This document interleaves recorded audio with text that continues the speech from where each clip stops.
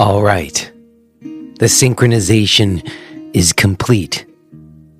Between me in my life in this moment talking into a microphone and you in your life in this moment with the sound of my voice in your ear. This is Jay Brown Yoga Talks podcast. My name is Jay Brown.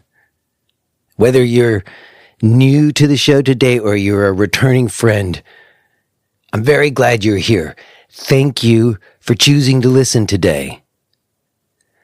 I hope that this moment is finding you doing okay. I myself have, had some dark moments over the last few days. I've had a lot of space and time to myself. My wife took my two daughters to my in-laws' place for the holidays, and I got a pass. So I got actually like a whole week here to have a lot of time to myself that I don't normally have. But it's coincided with a couple of days of very bad air quality. Maybe you've been reading in the news all the fires in Canada and the smoke coming into the East Coast. And it's very dark. It's very bleak to feel like you can't go outside because if you breathe the air, you get a headache and don't feel well. And I don't know. I had to really face it. There's some dark shit going on, y'all. And, maybe there's conversations to be had about what's happening with our planet and how we might address it, but I have to say I don't trust a lot of the narratives around what's happening. And, that's contrasted with a lot of very deep, absorptive, meditative moments that I've also had over the last few days where I felt held by a higher power and felt loved and nurtured and, put at ease over it, where I'm like, oh my God, what's happening? And then if I let myself go to the right place and ask the question, it's like a warm hand on my shoulder reassuring me. Over the next few weeks, I'm going to be getting back into some of these conversations that I was having previously about souls and a creator.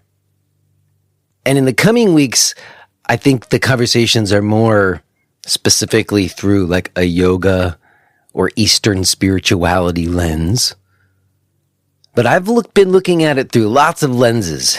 Honestly, I've been opening up my mind around just religious thought and theistic beliefs from all different traditions and what different traditions are saying, whether that's within yoga, because there's like a whole range of philosophical viewpoints in yoga from atheistic to theistic and then like in between, but also looking back to like Judeo-Christian teachings and seeing if I can extrapolate out what might be truths in those teachings and set aside all of the baggage, all of the like hypocrisy and,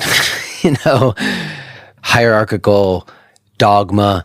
Like if I can not approach the teachings, the biblical prophecies with that baggage, if I can approach them with the same curiosity that I approach yogic teachings and yogic scriptures, then actually there's a lot there. So in any case, we're getting back into this some, and today is no exception. My guest is Ron Baker.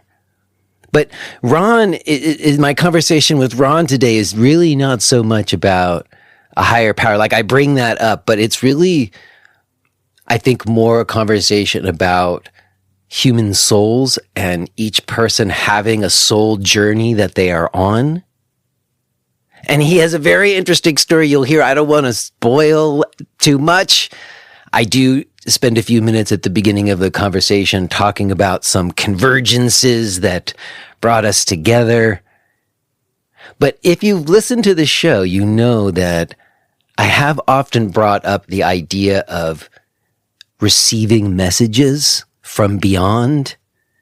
And in earlier years, we talked about it as intuition, and then we talked about like morphic resonance and energy fields and tuning in to different frequencies and being able to receive messages. And in those conversations, I don't think I was always considering like where the messages were coming from per se. It's just they're coming from beyond and just assuming those are going to be good messages. And a lot of times I think we've had that experience. Ron and I talk about it some today, where you feel like you can tune into like a wisdom morphic consciousness field where you do feel like you can understand something or know yourself better. But we've also talked about the idea of there being entities, like disembodied entities. Of course, you'd have to believe that there is such a thing, and some people don't. And I have some of those people coming on the show in the coming weeks. But if you were to embrace the notion that such a thing exists and that it might be possible to have communication with disembodied entities, then I think we want to know where those messages are coming from. And with Ron Baker, today's guest, it's very clear. He and a soul brother, as he called it, at some point in their lives found their way into a frequency or into a communication with the Arch Angel Gabriel, as Ron expresses it. And, at other times in my life, I think I might have scoffed at such a notion, but not so much now. And as you'll hear, I explain why there's other reasons why someone might be convinced through their own experience that such communication is possible. And more importantly, what's the messages that are coming through, and are they helpful to people? So it was my pleasure to get into some of these questions with Ron and learn a little bit about how he's come to what he's doing and what it is. And I'm glad to be able to share it with you today. Real quick before we get to it, if you've been listening to this show, you feel like you're getting something from it, and you're looking for other ways to inquire with me, then I want to encourage you to go to my website, where there is a full range of possibilities to suit whatever your time and budget might be. Whether you're looking for some practice to ease your pain, or you're looking to have some conversation, live interaction with me on whatever is important to you about yoga or life.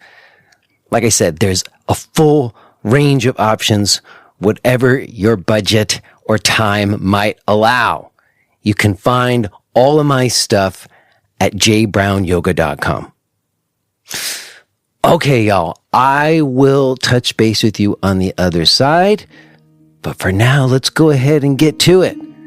Let's listen to this conversation that I had with Ron Baker.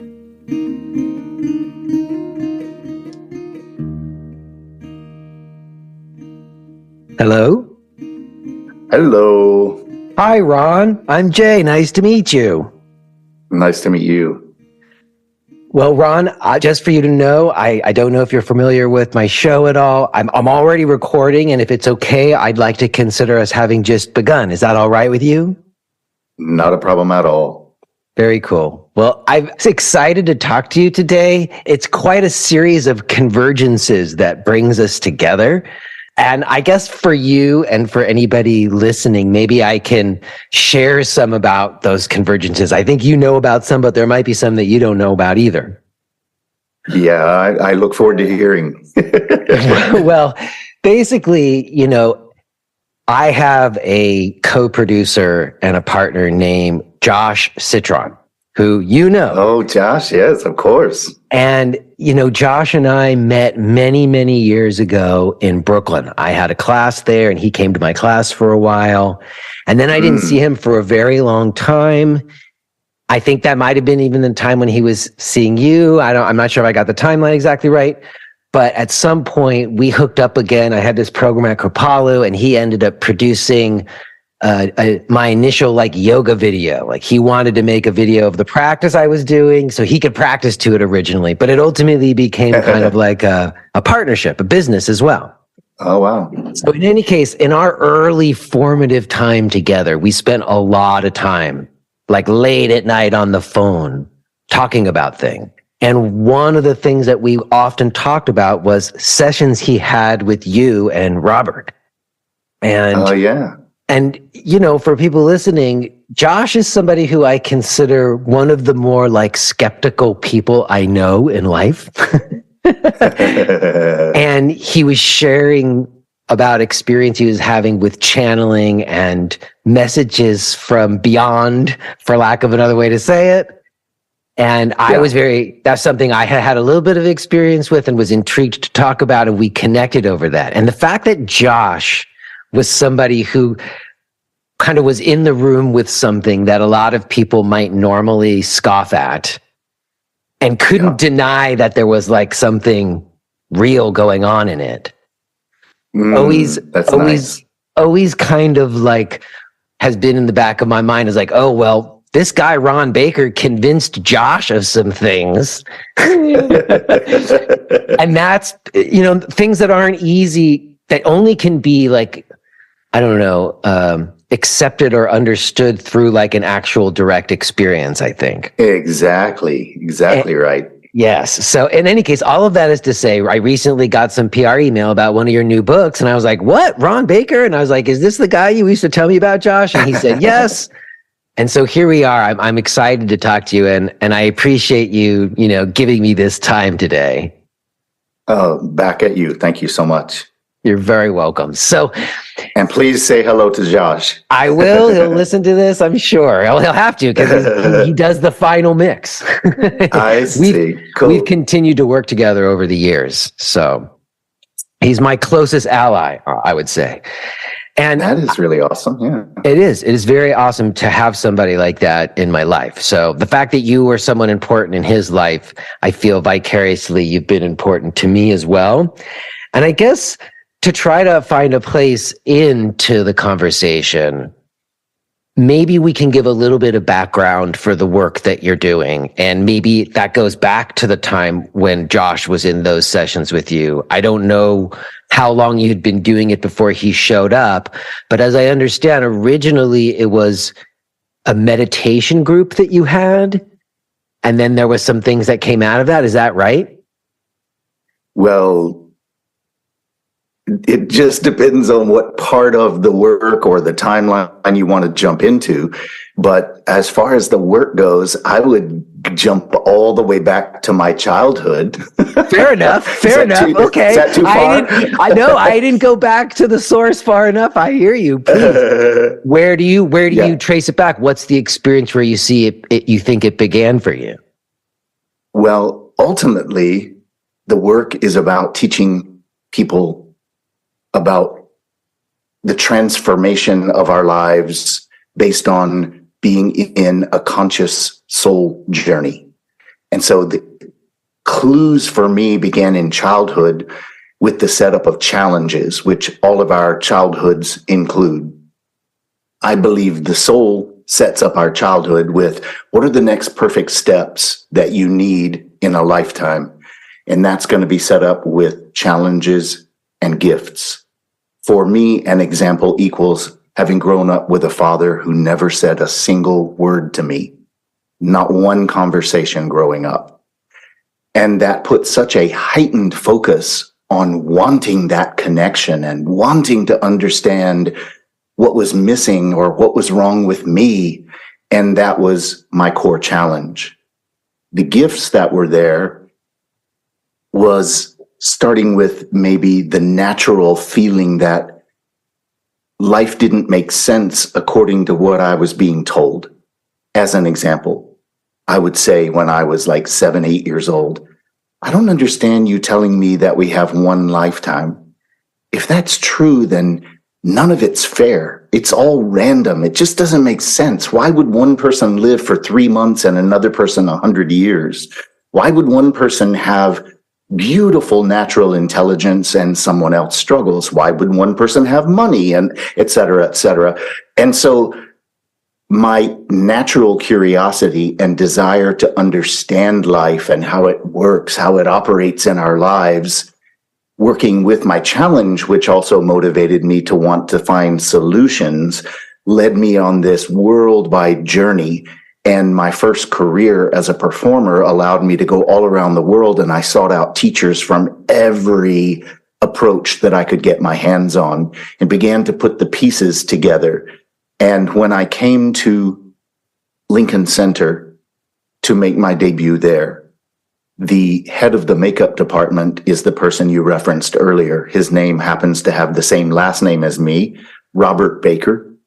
And we ended up in a connection that was 22 years long, a profound, adventuresome connection. And within months of meeting him, he had had a near-death experience that moved me so much. And within about 3 or 4 months of our meeting, he had his very first experience of bringing through the energy of Archangel Gabriel, who began talking.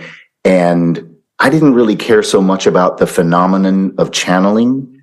It was the information that helped me begin to put the pieces together. And so we began to apply the information in our own lives, Robert and myself. And when we started to see such a transformation, we said, we have to share this with other people. And we began to create a meditation group where people would come. We would do open eye meditation, and then Robert would bring through Gabriel for messages. And then we began to share with the people how we were applying the information. And then we said, you know what? This is such a phenomenon, such a beautiful transformation. Let's get some more training and prepare ourselves. And we both left our performing careers and became bioenergetics therapists. And it became a structure from which we could build this very unique approach to personal transformation. And we ended up creating a school of self-mastery. And 25 years later now, I am still leading that. Robert is no longer with us, but that is the long version of introduction. No, that's a good summary for us. Thank you.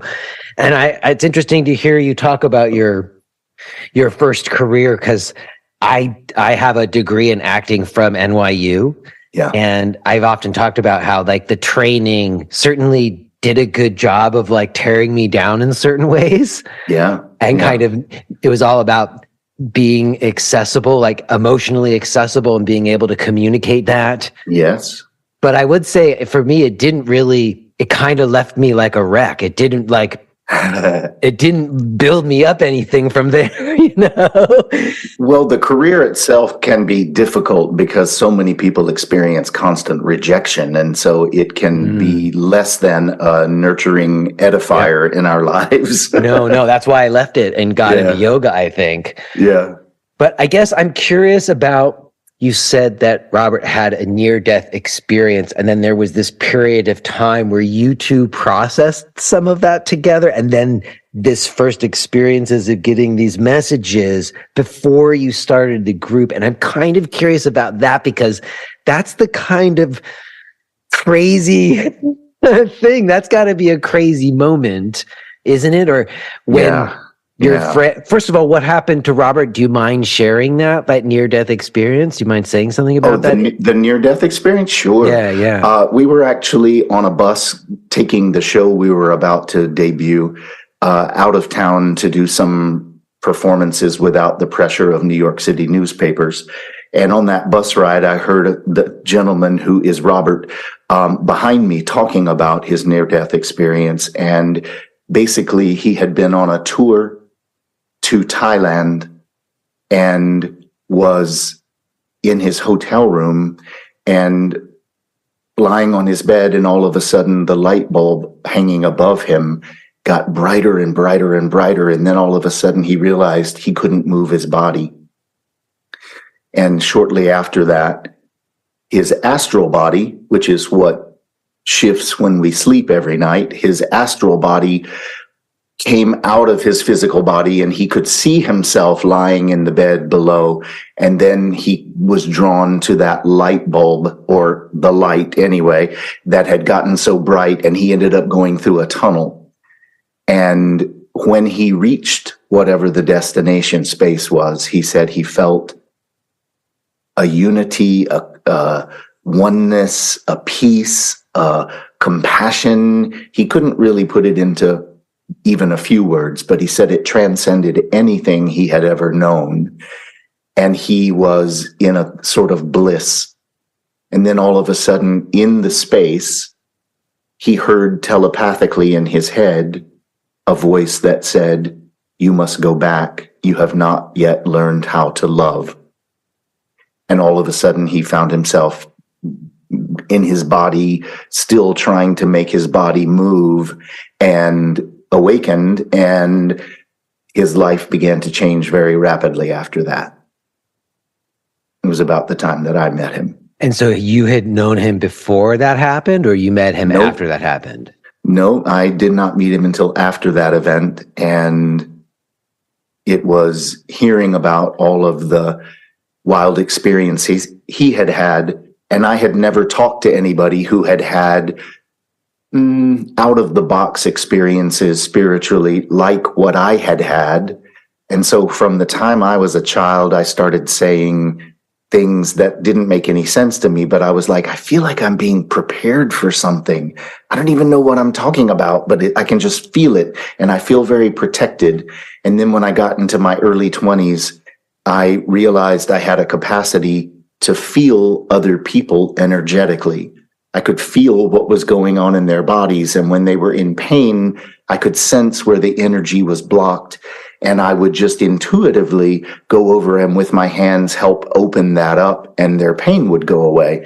And so I was looking for a way to understand what in the heck was happening to me and learning how to direct that energy. And Robert was in his own journey of unusual events. And so we came together, and it was a perfect, yes, I don't think you're crazy.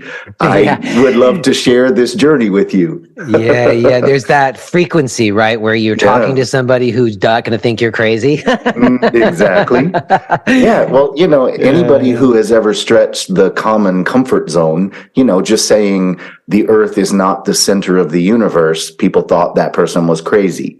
Right. People that said there's going to be a hunk of metal flying through the air, taking people from one place to another, would have seemed crazy. So, it's just always whoever is stretching that comfort zone into the greater possibilities that we all hold can be perceived as crazy, but I'm thrilled to be on that journey. Yeah. And I think that for me, a lot of the contemplative and meditative practices of yoga, when engaged in over many years, often do facilitate experiences that don't seem easily explainable by Western scientific lenses. And so you do look to, teachings in yoga where they certainly talk about a consciousness-based universe and a oneness, and a lot of the ideas about life and many lifetimes are certainly deep within those kinds of traditions. But in our more modern West life, they're sort of looked at as superstitious. And I think for myself, I've really been wanting to have more conversations openly about it. Although I have learned that you got to kind of be careful, because some of these things, they're not always good to talk about, depending. But I would say that specifically for me, as it refers to your work, I'm somebody who often hadn't had a lot of interest in like the Bible necessarily. I've read it in high school, kind of like as literature. But more recently, I have to sort of admit that when I look at what's happening in the world, I've been really returning back to it and like feeling, and I've been saying this on the show, so when people like are kind of like, oh, maybe you're making too much, but on some intuitive level, I do feel like there's like a Tower of Babel that's being built, and that there's like a kind of like a war for souls or something going on, or a battle for souls. And it's been really changing my ideas about oneness and right and wrong. So I guess what I'm getting to is, you specifically mentioned that this messenger came through Robert, and it was the Archangel Gabriel. Yep. And I'm wondering, like, okay, so when did that happen? Like, so he has a near-death experience. You're on the same frequency. He doesn't think you're crazy. When does he start getting messages from Archangel Gabriel? Just a few months after we met, he took me to a meditation group that he had been going to. And the woman who led it got everybody in a circle, and we began to breathe and relax and focus inside as one would do for meditation. And then all of a sudden, in the middle of her guiding this, I heard Robert starting to talk out loud. So I opened my eyes to find out why he would be interrupting her, and realized very quickly that this did not sound like Robert's way of speaking, and the energy that was coming through him, just like a radio receiver. You know, we all receive impulses all the time, and it would have been considered either evil or scary to say to someone a century ago, information, music, energy, voices are going to be able to travel through thin air and be received by this little box called a radio. And yet we accept it every day. We hit a button with our phones, and pictures and entire files are sent through the air and received. So we experience this all the time. And yet, if it's a new thing for someone, it stretches the comfort zone. And so one would have to have a direct experience of it to land and feel safe.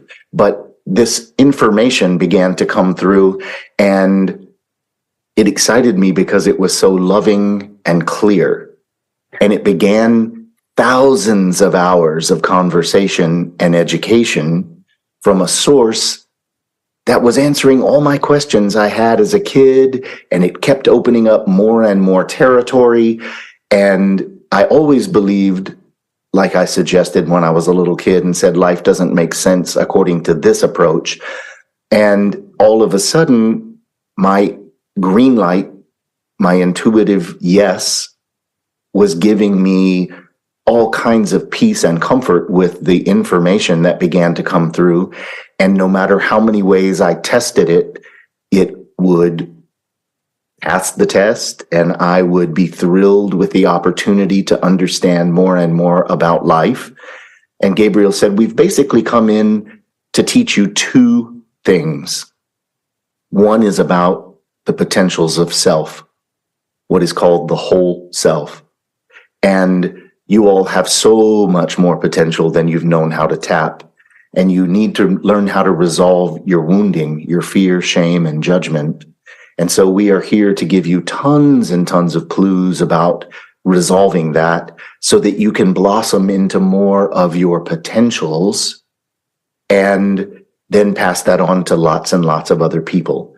And that was one of the arenas. The second arena was, we want to help you understand what's happening in your world. You are in a stage that is going to be accelerating more in the next 30 to 50 years than you have experienced in 3,000 years. And so we thought it sounded a little like science fiction, but in 1990, before there were computers and cell phones, et cetera, we now 30 years later, or 33 years later from 1990, we can see that all of the things Gabriel had suggested very specifically over time have all come to pass and are continuing to unfold and awaken. And he said, we want you to understand why this is happening and what to expect and how to work with it and how to apply what you're learning about resolving your wounding, so that you can take advantage of this unprecedented shift of evolution that you're moving through. so that you can awaken for the first time into the potentials of the soul in the physical, and taught us how the soul operates in very practical ways in our lives and how to awaken into more and more and more. And my goodness, 33 years later, I have moved into territory and depths of not only self, but connection and intimacy with my life and the people in my life that blows away anything that I had known before. And I can't wait to see where it will be in 33 more years. Well, I mean, that's beautiful. And I think I'm curious about that first time when this message comes through. Were you there the first time that happened to Robert? I was, yeah. And how did he perceive what happened? Did he remember what he said? Like, what was his perceptions of what were happening initially? Yeah, Robert was what is known as a trance channel, meaning he would go completely unconscious and allow the energy of Archangel Gabriel to use his vocal cords and come through his body, his nervous system. And so the first time it happened, Robert thought, okay, I'm going in to meditate, I'm breathing, and then this energy that was so intense, he thought, I think I'm going to go unconscious here, like faint. And he did go unconscious. And so when he opened his eyes and everyone was staring at him, he thought, oh no, I must have fallen asleep and started snoring or something.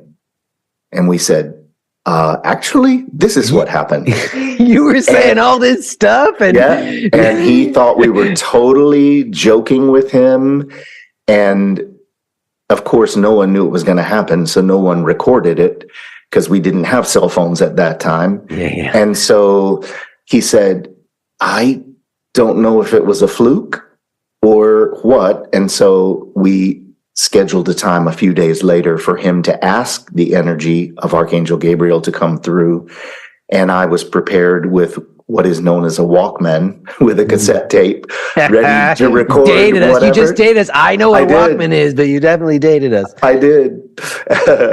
And so I recorded it and he was blown away. And so it began a willingness on his part, because Gabriel said, of course, you've chosen this on a soul level, but you still have to make a decision whether you're willing to allow this to happen in your life and whether you will embrace it. And he did.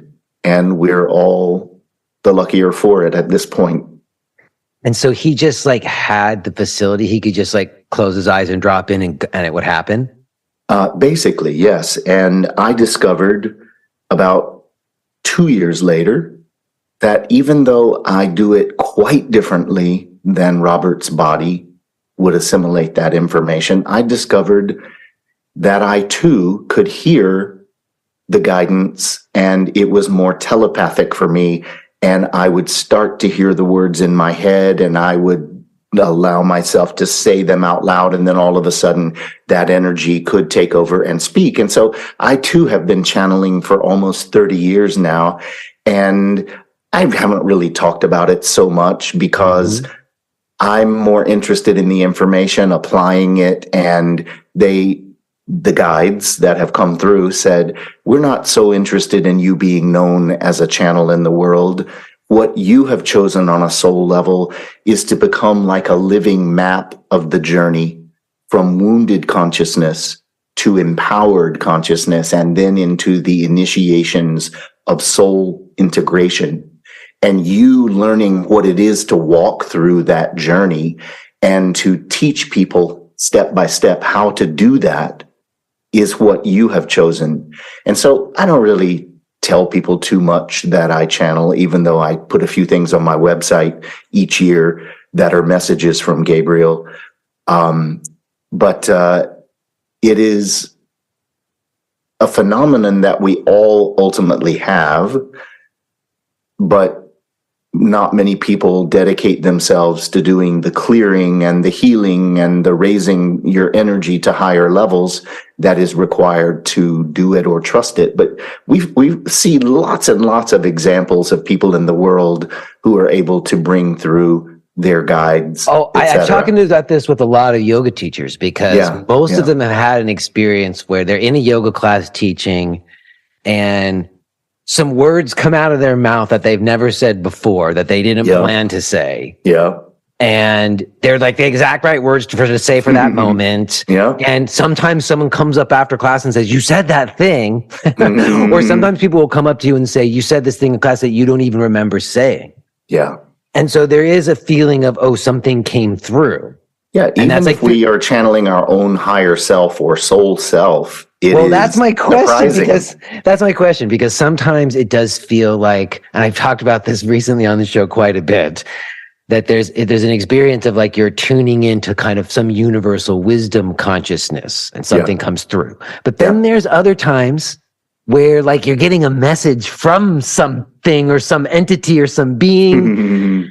And I guess that's where I'm curious, and that's where things really diverge. And I'll just say this to you. I'm curious what you would think about it, because when you talk about things like, I don't know, maybe I'm jumping ahead too much, but soul integration or like this evolutionary process, I guess my concern, and it goes to what I said earlier about things feeling very biblical, is that there is a feeling I've had of getting guidance from what I would call like a creator, you know?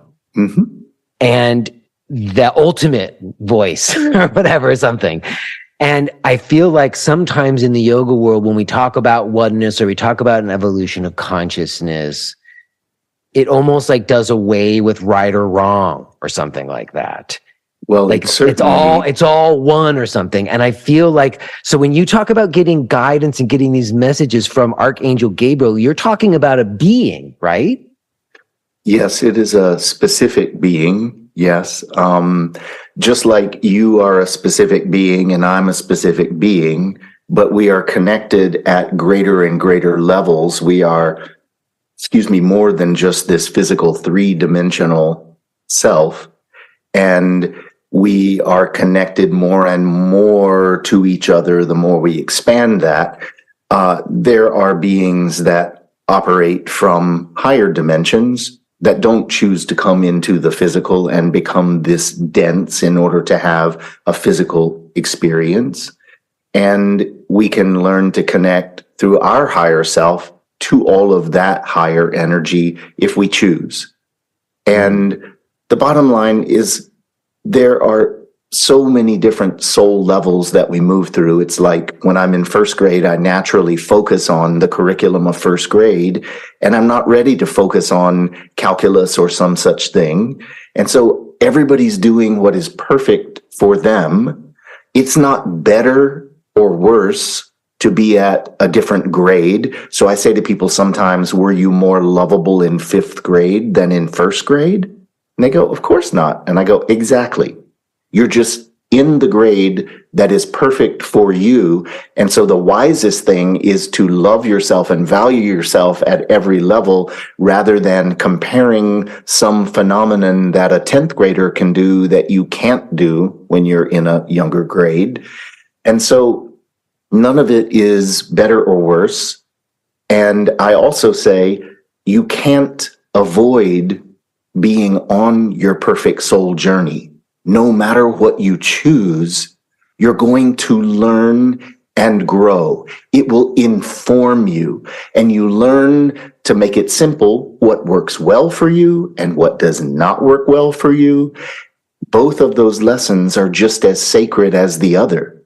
And so it transcends right and wrong. What's the right choice? What is the best choice? It's like, if you truly are being compelled in a particular direction, you feel it intuitively and you go, I don't know why I feel compelled to go right here rather than left, but I'm going to go right. And it's like, okay, totally cool. But if we're at a certain lesson and we need to understand many facets of it, we may not get that clear guidance that there is a better choice for this moment. But it's to just learn how to tune in and become intimate with whatever we're choosing so that it can inform us, it can deepen us, it can awaken us, it can reveal more facets of self. that we can learn to claim and nurture and value. Yeah, I'm in agreement, generally speaking, with what you said. It seems to me that there is a natural unfoldment of a life and a soul journey, as you're calling it. Mm-hmm. And it happens as it's going to happen, and you have maybe a little bit of influence, but not that much. Well, I think we have a great deal of influence in that I can choose to just resist. I don't want, no, I'm not going to stretch. No, I'm not going to change. And we influence it a great deal.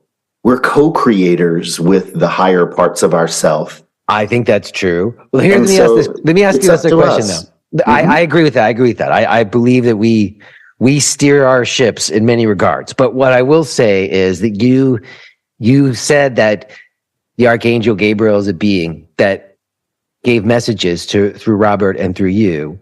And I guess if there is a being that is the Archangel Gabriel, doesn't that kind of prove the verity of biblical prophecy?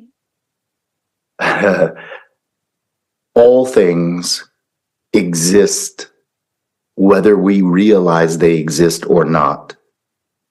All levels of potential exist.